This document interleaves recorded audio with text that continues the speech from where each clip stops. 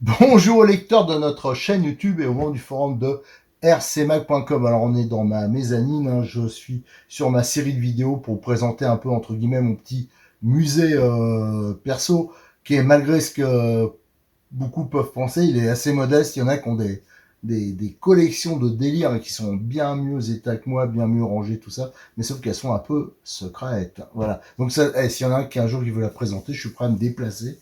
Ça serait, je suis sûr qu'il y aurait plein de choses à faire, quoi. Passer une journée à faire des photos, de la vidéo, de la présentation. Là, on pourrait l'alimenter le musée virtuel. Alors là, on arrive à la troisième vidéo donc de cette série de présentations, hein, de découvertes, hein, assez rapide, hein, parce qu'il faut faire rapide, on a beaucoup de voitures. Après, on reviendra à chaque fois, bien sûr, en détail. J'essaye de les faire pas trop longues, une quinzaine de minutes, donc il y en aura beaucoup. Ça va être un long feuilleton. Je vais pas les faire tout à la fois, hein, parce que ça, c'est pas de l'urgence. Donc c'est la troisième, et on est au numéro 54, si je me plante pas, de notre série de vidéos sur l'histoire de la voiture RC, hein, ça en fait partie.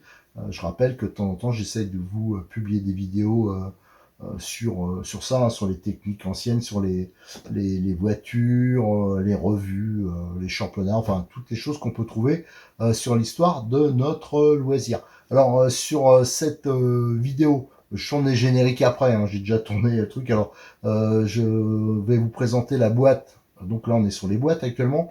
Du SG Scoot, des boîtes Micro Racing. J'ai noté devant moi, je crois qu'il y a aussi la boîte du Turbo Burns. Voilà, donc on est parti pour cette petite série de présentation de boîtes.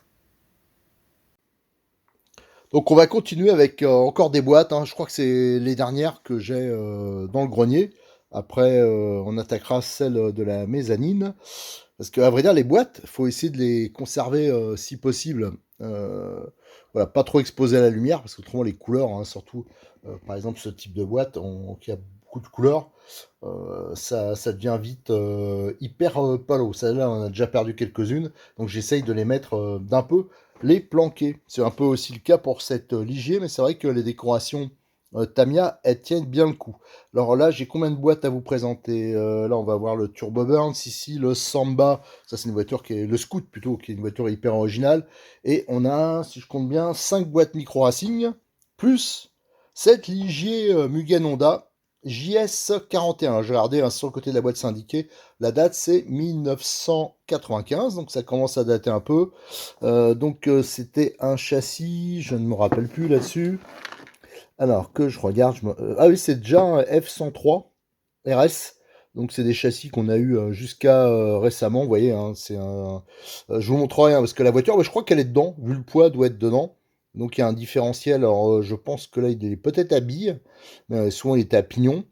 Il y a un petit amortisseur, en fin de compte c'est l'arrière qui est oscillant, et l'avant qui est rigide, hein, c'est au niveau des portes-fusées qu'il y a des petits ressorts pour la suspension. Ça, c'est des voitures, à un moment, ça a eu énormément de succès, hein, dans la gamme Tamiya. Et je vois qu'ils ont plus ou moins abandonné la gamme F1. Bon, c'est vrai que c'était peut-être plus sympa avant, bon, à voir. Donc ça, c'est une voiture c'est Olivier Panis qui pilotait ça à une époque, hein, un pilote français de Formule 1, qui je crois a gagné un seul Grand Prix, mais c'est déjà pas mal. Alors, par contre, la boîte à l'ouvrir à la main, c'est un peu compliqué. Donc je vais l'ouvrir et on va regarder ce qu'il y a dedans. Alors par contre, hein, pour le standard, on voit que les boîtes Tamiya, ça n'a pas trop changé. Il y a toujours une belle image de la voiture sur le côté, une vue de la voiture. Et je pense que le côté, voilà, encore plusieurs décorations possibles, hein, si Brundle ou Panis selon la décoration qu'on veut faire. Alors j'ouvre la boîte. Et à ma grande surprise, c'est absolument pas une Ligier. Alors c'est bien une Tamiya qu'il y a dedans, mais beaucoup plus ancienne. Et je vous avoue que j'avais complètement oublié que je l'avais celle-là. Donc ça fait partie des bonnes surprises, ça c'est plutôt cool. Donc par contre, ce que c'est, je vous avoue, alors ça c'est vraiment les Formule 1 plutôt des années 70. Hein, vous voyez, regardez avec la prise d'air. Je pense que c'est une Formule 1. Hein. Je vois pas que ça peut être autre chose. Et c'était des châssis, c'était complètement différent. Non, quasiment très peu de plastique, hein, beaucoup de métal. Ah, malheureusement, le pare-choc, là, je vois qu'il est explosé. Par contre, la notice, elle correspond bien à la Ligier. Et la Ligier, je crois qu'elle est dans le grenier. Donc, on la retrouvera un peu plus tard. Donc, ça, c'est une voiture. Il va falloir que je la sorte de sa boîte. Et si vous avez l'info, je suis preneur, preneur. Parce que là, de mémoire, Je m'en rappelle pas. Donc allez, maintenant on va passer à une autre voiture. On va regarder, tiens, par exemple, le Samba Scoot. Donc ça, c'est du SG. Alors, pour revenir là, hein, bien sûr, toutes les voitures, toutes les boîtes, là, quand il y a quelque chose dedans, à chaque fois, je vous ferai plus tard. Là, je fais un survol, hein, parce qu'il y en a tellement de choses à vous montrer. Après, je reviendrai, bien sûr, plus en détail, que ce soit en vidéo ou en photo. Je prendrai tout en photo. Vous aurez ça sur RC Mag et sur notre chaîne YouTube. Allez, maintenant, on va regarder la boîte du Scoot. Alors, cette boîte, elle a une petite histoire. Elle était, je me rappelle quand FDL a débuté, elle était chez FDL. Et un jour, c'est Gérard qui me l'a donné. Donc, bon, je pense qu'il avait récupéré ça peut-être dans une boutique ou un truc comme ça. Lui, il n'était pas du tout collectionneur. Donc je le remercie encore, hein. Et la voiture, vous allez voir, elle est complète, hein. Je l'ai là-haut. Mais c'est un traction, c'est pas du tout la carrosserie qu'elle a, c'est plutôt une carrosserie de pick-up. Donc c'est bien ce qu'ils disent, la Scoot traction thermique. Donc c'était une voiture 1/8. Donc la marque SG, c'était une marque italienne, hein, une grande marque qui a fait beaucoup de voitures de piste notamment, mais aussi des voitures qui sont beaucoup vendues comme les Tiger. Et leur premier 4x4 un peu qu'ils ont voulu vraiment compétition, hein, c'était le Léopard. Une voiture assez inspirée des Yankees, hein, avec 3 différentiels, enfin, il y a quelques originalités. Et sur cette base-là, ils ont fait des voitures plus loisirs. Et vous verrez, hein, quand je vous montrerai la voiture du Scoot, hein, enfin le châssis du Scoot, vous allez voir que c'était quand même hyper original. Je vous avoue que j'en ai jamais vu rouler, mais c'était quand même assez bizarre. Vous allez voir, c'est assez original. Bon, sur les côtés de la boîte, il n'y a rien de spécial. Je pense qu'il y avait le Samba, c'était peut-être la version propulsion. Pareil, là, il y a peut-être des spécialistes qui pourront m'en dire plus, mais là, les dessins, ils correspondent pas du tout à la voiture, hein. C'est, on dirait des dessins qu'aurait fait un gamin. Ouais, c'est marrant. Alors, ce qu'on va faire, dedans, je sens qu'il y a quelque chose. Alors, on va ouvrir la boîte, on va découvrir ce qu'il y a. Alors, quand on ouvre la boîte, hein, pas de voiture, parce qu'elle est, on la verra plus tard, elle est en haut, hein, elle est en exposition. Et j'avais, je crois, démonté la boîte radio pour essayer de la refaire fabriquer, parce que c'est une boîte radio qui semi-étanche, hein, qui permet de mettre tous les éléments dedans sans que la terre, tout ça, ou les projections d'eau, par exemple, puissent aller abîmer l'électronique qui, à l'époque, n'était pas du tout étanche. Alors, on a le fameux réservoir SG. Alors, celui-là, je peux vous dire qu'il a été mis à toutes les sauces. On montait sur plein de voitures.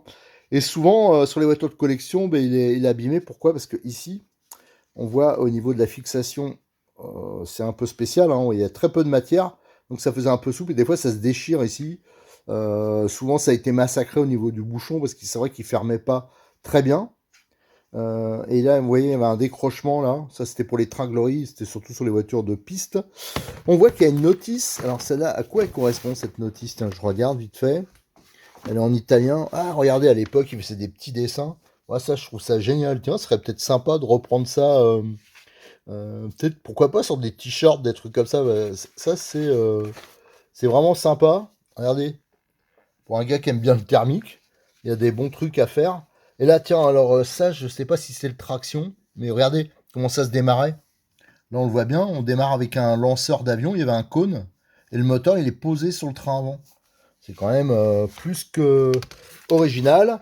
Là, je pense qu'il y a l'éclaté. Ça fera. Le problème, c'est que j'ai, c'est de scanner des éclatés qui sont en format apparemment A3, mais ça, je vous le mettrai en ligne.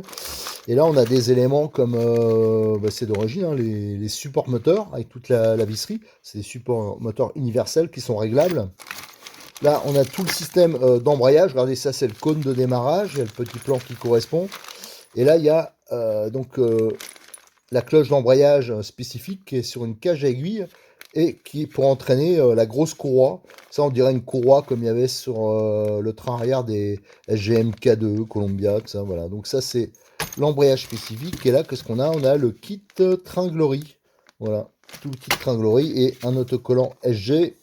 Et ici, l'arceau. Voilà, donc ça, la voiture, hein, je vous ferai pareil, je dis, on la verra plus tard, donc vite fait, là, comme je vous fais les présentations, mais surtout, on y reviendra beaucoup plus en détail, et je vous scannerai tout ce qui est notice, documents, et je vous le mettrai dans le musée virtuel. Alors maintenant qu'on a vu ça, qu'est-ce qu'on va regarder? On va regarder la boîte du Turbo Burn, ce qui malheureusement est vide, mais bon, c'est toujours intéressant de découvrir la boîte. Alors je vous avoue que cette boîte de Turbo Burns, je me rappelle pas comment je l'ai récupérée. Mais en tout cas, un truc qui est sûr, c'est que j'ai pas la voiture qui va avec. J'ai du Turbo Burns, hein, d'ailleurs je vous ai fait dernièrement des vidéos là-dessus. Mais c'est une boîte que j'ai eue vide, donc il n'y a rien dedans. C'est pour vous montrer, donc le Burns, hein, que je vous dis, c'est le premier TT moderne et qui a cartonné japonais. Hein. Avant, c'était les voitures françaises qui dominaient le marché.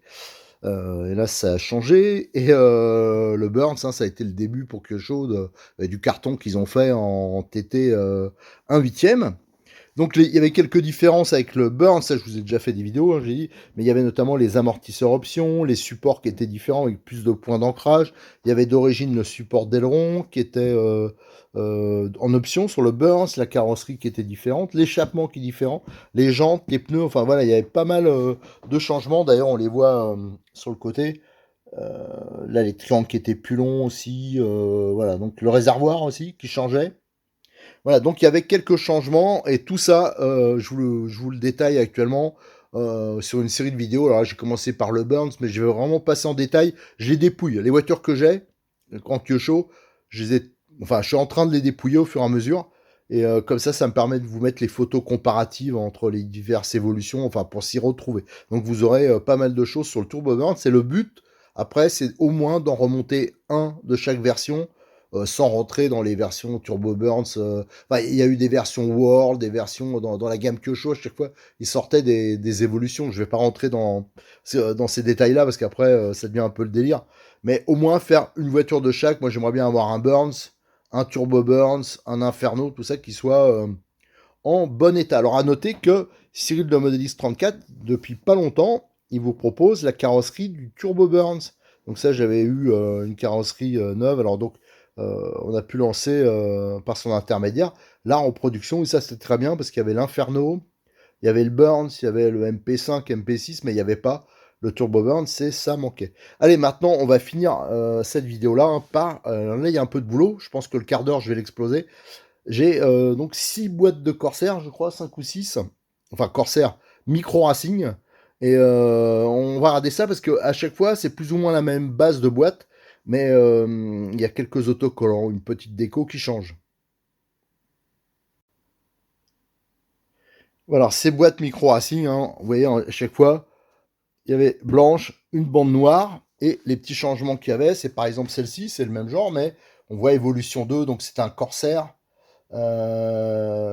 Ici, on a un Cougar 2, c'est indiqué, mais vous voyez, c'est plus ou moins la même boîte.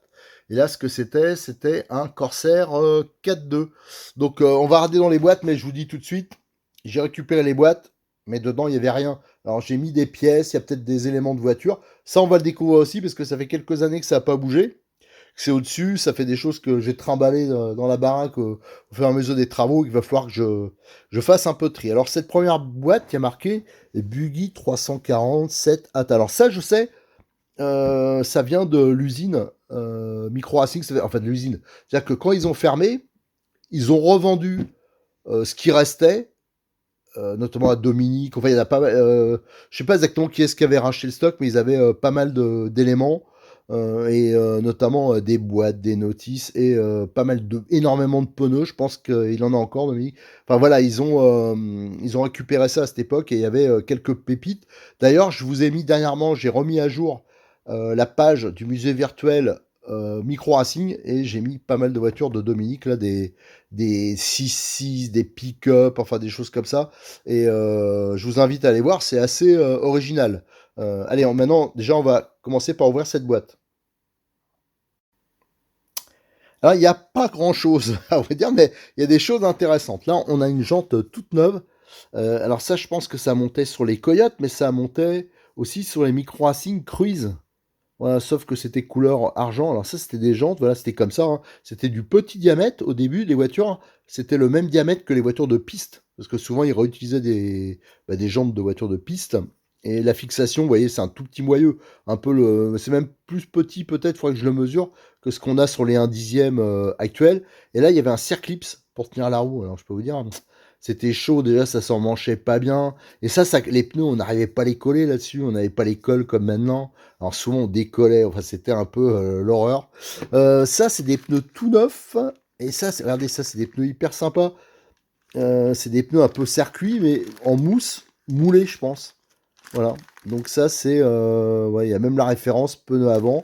Donc ça existait en avant-arrière. Et ça montait sur des voitures... je sais pas comment on appelle ça. Je vous montrerai, de toute façon, j'en ai là-haut. J'avoue que là, je me rappelle pas du nom d'un coup.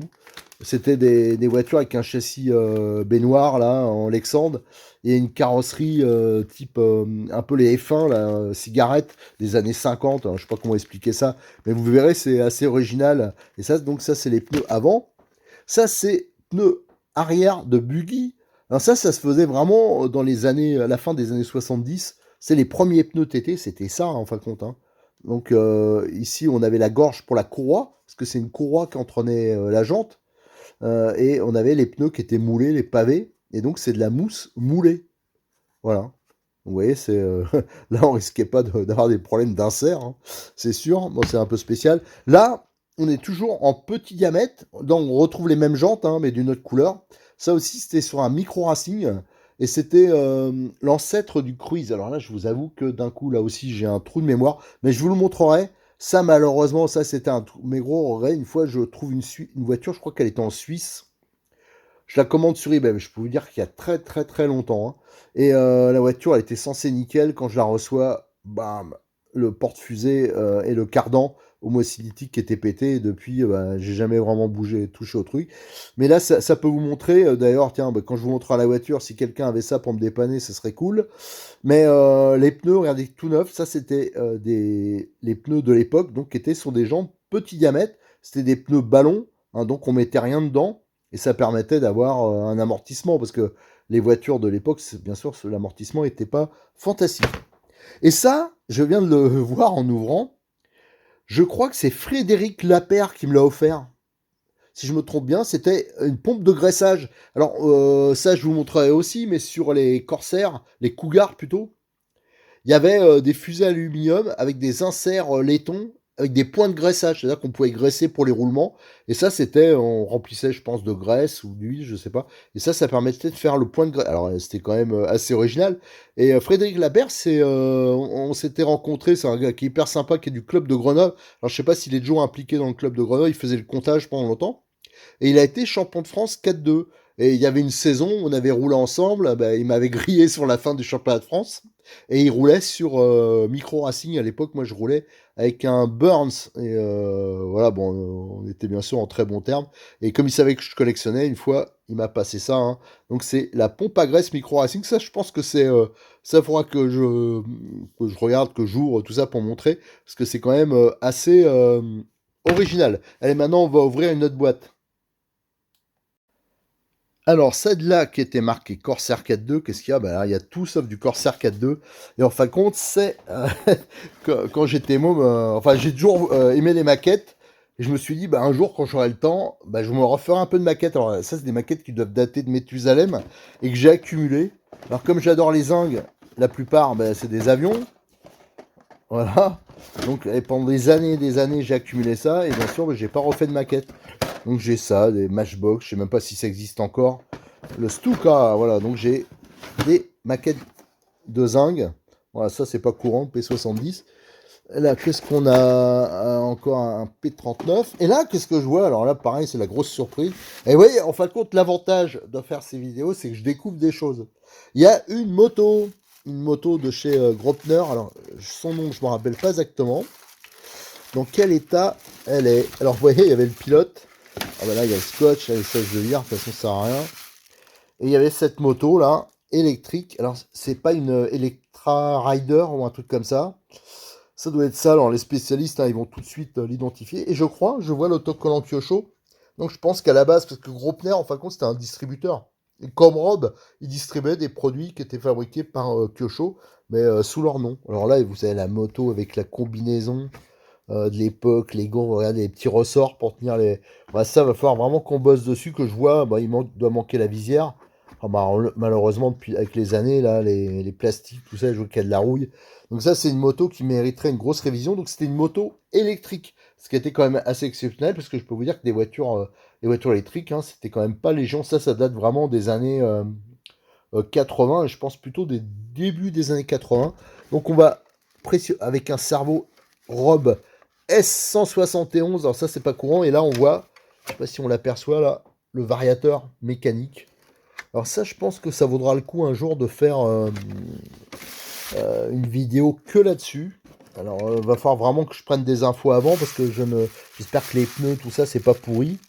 Parce que le risque, c'est que tout soit, ouais, il y a de la rouille, quoi. Il y a quand même pas mal de restauration à faire et il faudra voir si elle est complète. Et surtout, ce qu'il faudrait, c'est Lexandre réussir à retirer la peinture, peut-être pour la refaire, mais en gardant les autocollants. Bon, on va voir. Mais en tout cas, bah, c'est plutôt une bonne surprise que ce que je découvre. Je me rappelais pas que j'avais une. Alors, je pense pas me tromper en disant que c'est une Electra Rider. Allez, maintenant, on va avoir une autre boîte. Alors, celle-là, c'était indiqué Cougar 2, et bien sûr, ce qu'il y a dedans, c'est absolument pas du Cougar 2. Dedans, c'est plutôt du Cruise. À ce que je vois, hein, les premières pièces que je vois, ça, c'est un châssis de Cruise. Alors, ça, c'est une voiture qu'ils ont sorti Micro Racing, mais qu'est-ce qu'il leur a pris, quoi, quand ils avaient sorti ça? C'était un incident industriel, quoi. Le gars qui a conçu ça, je suis désolé, mais enfin bon, faut dire d'un côté, il était original. Alors là, quand on voit le châssis comme ça, c'est dur de vous présenter la voiture. Mais ça, c'est une voiture que je connaissais bien. C'est mes débuts en 4x4. Quand je me suis lancé en 4x4, c'était avec cette voiture. J'ai été aidé par le magasin BRC à Paris. Et un jour, il me présente ça. On y traînait souvent avec mon pote Eric Perrin. On était à l'école ensemble et qui fait du classique maintenant. Mais à l'époque, il faisait, bon, on faisait du TT, de la piste. Enfin, on faisait ce qu'on pouvait. Hein, avec, on essayait de faire ça pas trop cher.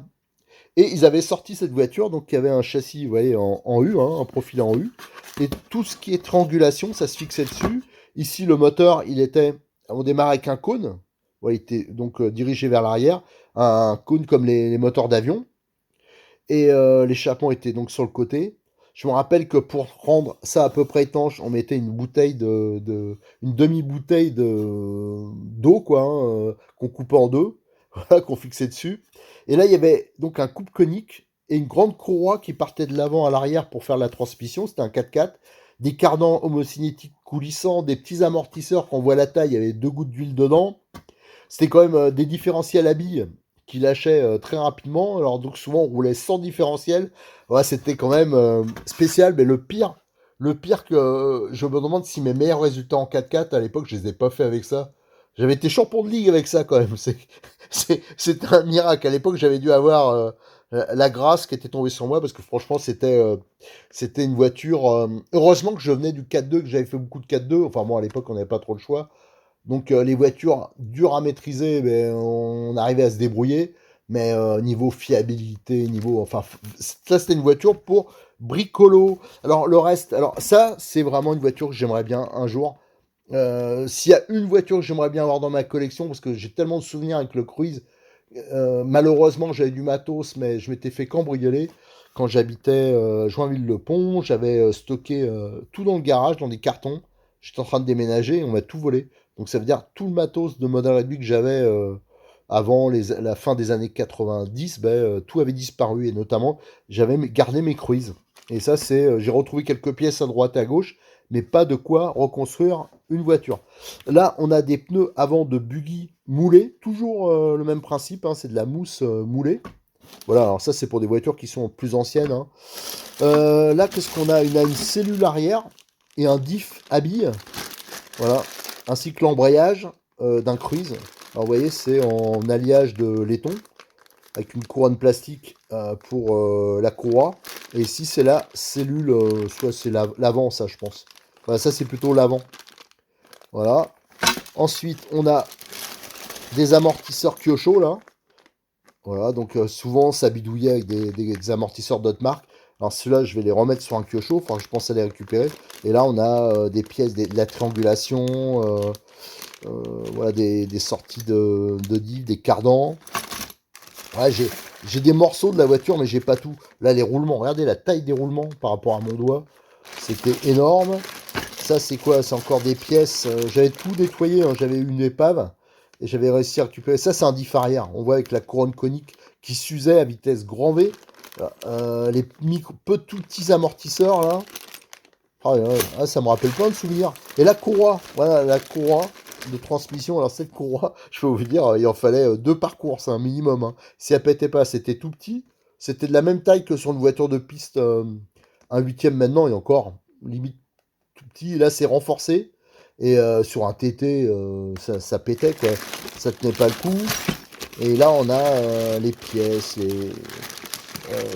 et là, ça, c'est la triangulation. Ça, c'était les triangles à l'époque, hein, avec les fusées. C'était monté sur rotule. Et les roulements, quand on voyait ça, je me rappelle, les roulements, en fin de compte, ils tenaient parce qu'il y avait 4 petites vis. C'est-à-dire que vous mettiez le roulement, et avec 4 petites vis là, par cœur, avec des rondelles, qui tenaient le roulement. Alors, vous imaginez le type de montage, hein. C'était quand même plus que chaud, quoi. Vous démontez 2 fois, c'était mort, hein. Fallait changer, ouais, c'était... Tiens, les cardans. Ah non, je crois que c'était coulissant. Ouais, voilà, ouais, il y a ici un tripode à l'extrémité, hein, vous voyez, c'était en plastique, et ça coulissait dedans. Et là, vous voyez, les cardans en plastique, un mix plastique, acier, un seul roulement. Ah oui, il y avait qu'un roulement. Ah ben c'était ça, en fin de compte, on montait l'ensemble dedans, là, et ça tenait. Ah ouais, oh là là, les souvenirs. C'est monté par Goupil Mécanindus, là. C'est en acier, l'entraînement de la roue. Alors, quand vous aviez besoin de démonter, fallait chasser la goupille. Enfin bon, et ça tenait par clips ici. Il fallait pas devoir changer de roue trop rapidement. Bah, ça me rappelle plein de souvenirs. C'est très bien, mais malheureusement, elle n'est pas complète. Alors là, je pense que je vais largement déborder. C'est déjà fait les 15 minutes, mais on va continuer. Donc, on va regarder une autre boîte. Alors, cette boîte qui était marquée Corsair Evo 2, ah, déception, dedans il n'y a pas de Corsair Evo 2. Ouais, j'adore les Corsair. Les Micro Racing, j'aime bien, moi. Même si souvent c'était un peu original, mais un peu n'importe quoi au niveau réalisation. Mais par contre, il y a du pneu dedans et il y a des pneus assez intéressants. Alors, déjà, il y a ceux que je vous montrais tout à l'heure, les pneus qui étaient emballés, hein. Ah, Midget, voilà, ça vient de me revenir, la voiture que je cherchais tout à l'heure de chez Micro Racing qui avait ces pneus-là, et vous allez voir en forme de cigare qui est hyper sympa, c'est un Midget. Donc ça, c'était les pneus avant. Là, on retrouve encore ce qu'on a vu tout à l'heure, des pneus de Buggy. Là, c'est encore d'autres pneus Micro Racing moulés, mais on voit le dessin est différent. Ça, c'est la même chose, un peu, mais en plus petit. Voilà, la même chose que cela, mais c'est encore plus petit en intérieur. Ouais, ils sont plus petits en diamètre, du moins. Là, c'est la même chose. Je regarde. Et là, qu'est-ce qu'on a? Qu'est-ce qu'on a? On a des Cournons. Oh, alors là, les Cournons, ils sont tout neufs. Vous vous rendez compte, ces pneus-là, ils datent des années. Ils doivent dater de 85, 86, je sais pas exactement, 87 peut-être. Et Cournon, qu'est-ce que c'est? Pour ceux qui habitent vers Clermont-Ferrand, ils doivent connaître, hein, c'est Clermont, c'est dans la banlieue euh, donc de Clermont. Et il y a une usine Michelin à Cournon, si je me trompe pas, et c'est là qu'ils font les pneus compétition peut-être. Enfin, je sais plus. Mais ils avaient lancé, alors il n'y avait pas marqué Michelin, mais c'est de la gomme de chez Michelin, c'est du personnel de chez Michelin, les Cournons. Donc c'était des vraiment très bons pneus. Malheureusement, ça n'a pas été développé, mais il y avait toute une gamme. Et là, j'en ai des tout neufs. Alors là, pareil, j'avais complètement oublié ça. Ouais, il y en a plus. Ah, mais j'ai quoi? Bah ça, c'est top ça. Donc c'est dur. Quand je vois comment c'était dur par rapport à ce qui se fait maintenant. Et vous voyez, il y avait une barrette, les picots étaient alignés. Enfin, ils avaient plusieurs sortes, hein. Celui-là, je me rappelle pas. Non, c'est pas l'Europa, ça. Non, je sais plus parce qu'ils avaient fait des très très bons résultats en compétition. Et d'ailleurs, tiens, j'ai une interrogation. Il y a quelques temps, il y a peut-être un an, on m'a contacté. Je sais qu'il y avait un projet chez Michelin pour refaire à partir de gomme utilisée en compétition, enfin, ce qui leur reste, quoi, les résidus. En fin de compte, ils voulaient le valoriser des projets. Il y avait un projet de relancer une gamme de pneus.